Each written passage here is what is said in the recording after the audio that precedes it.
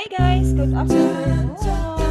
So magluluto tayo ngayon ng baked salt and pepper chicken wings.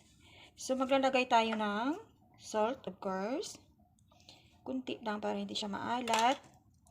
Maglalagay tayo ng white pepper. Medyo rami-ramihan natin kasi yan yung purpose. Then maglalagay tayo ng kaunting baking powder. Tapos, maglalagay tayo ng garlic powder. And, mamassage natin siya.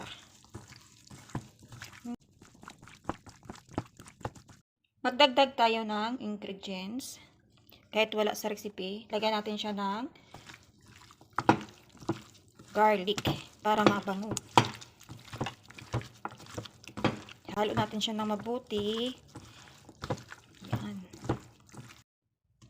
Ilalagay natin siya dito sa ating pinggan. Then, ilalagay muna natin siya sa ref ng 30 minutes. Tinakpan ko siya ng cling wrap para hindi siya mangamoy dito sa loob ng ating ref. So, iiwan muna natin siya dyan ng 30 minutes.